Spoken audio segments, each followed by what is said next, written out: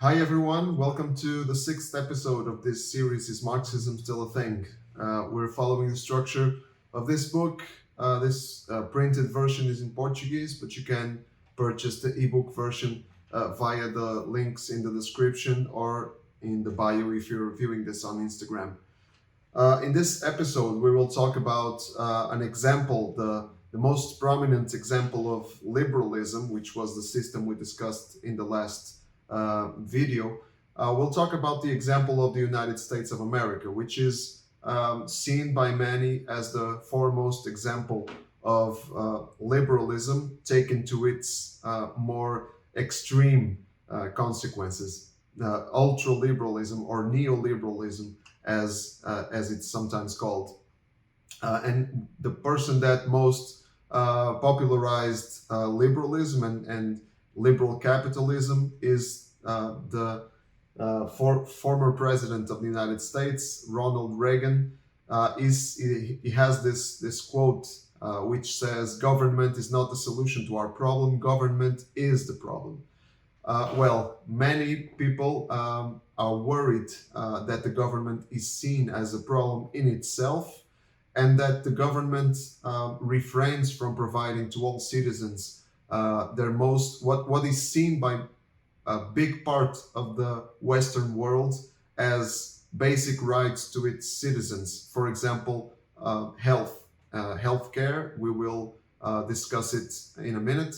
But in terms of the markets and the free operation of markets that liberalism and capitalist and liberal capitalism defense, it seems to make sense that if you want the economy to grow, you should not interfere with markets. Let markets regulate themselves. The reasoning is as follows: if a company wants to have success, it needs to have a good product. In order to have a good product, it needs to have employees. It needs to pay them. To pay the employees, it needs to give them good working conditions so they can produce. And those workers, when they get their salary, they will give that money back to the economy, buying other products. So the economy is thought to grow in this way, and it actually makes sense. The problem is when the government refrains from regulating at all, which in something like that happened during the financial crisis of 2008. Or that led to the financial crisis of 2008.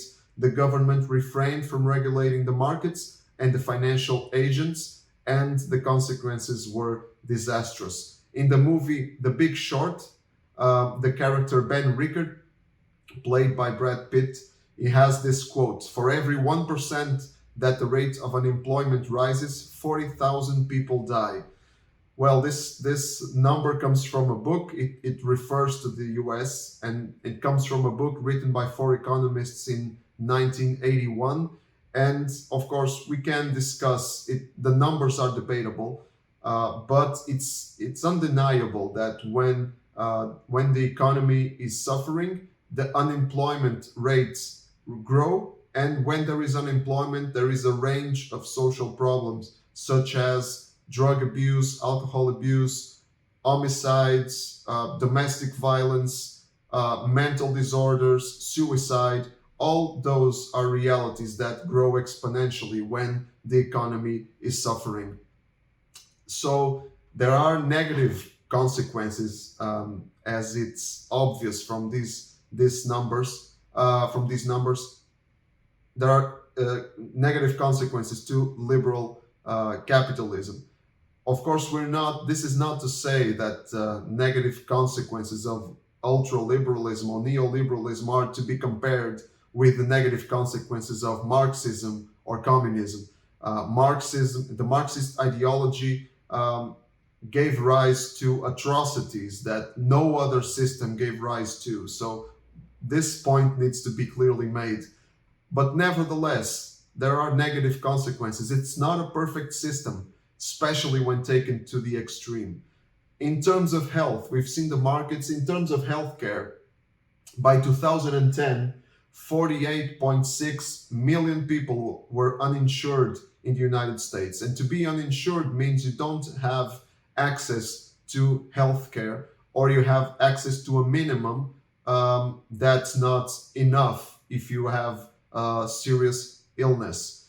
So the Obama administration struggled to provide healthcare to all citizens, and it succeeded in part. So in 2020, there were 27 million people uninsured. The numbers are lower, but nevertheless, it's 27 million. So it's a high figure of people that have no access to healthcare.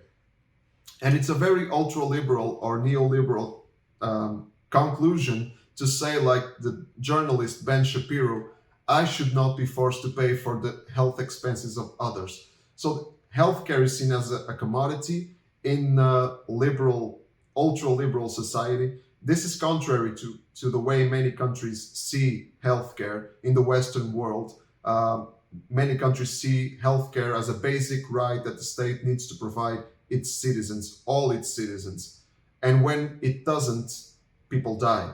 There is a very interesting and sad example in a Netflix documentary called Saving Capitalism. We're told the story of Victoria Zorka, a girl that earned a salary of $1,000 a month and had a serious illness. She had cancer, and her health expenses, non-covered health expenses, non-insured health expenses, raised up to $3,000 a month. So she couldn't, by any chance, pay for her necessary health care given her condition.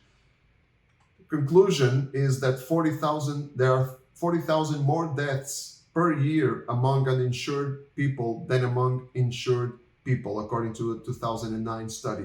So this is the result of liberal capitalism. Of course, again, the consequences are not to be compared with the negative consequences of Marxism or communism, but even so, it's not a perfect system, and the negative consequences of this system, when taken to its extreme, are very negative. And this happens also because of the promiscuous relationship that exists between the state and corporations and the big capital. For example, it's not illegal for corporations to make major donations to political candidates. And when those candidates are elected, it's not illegal for them to participate in decisions involving those donating corporations. And it's also not illegal at the end of their term for former candidates, to be employed in such corporations. In 2017, 50% of the number of senators on termination of their office became lobbyists, defenders of corporate interests. For every dollar spent by unions and public interest groups, corporations spend $34 on lobbying. So that's a lot. And it shows us the power of big money, of big capital. It shows us the power of corporations to influence legislation. And it shows us that citizens very easily become vulnerable, all too vulnerable to corporate interests. So this paints us a portrait of liberal capitalism and its negative consequences, especially when taken to its extreme. In the next video, we'll continue to think about liberalism versus Marxism. We'll compare the two systems. Until then, stay tuned and don't forget to live with Christ at the center.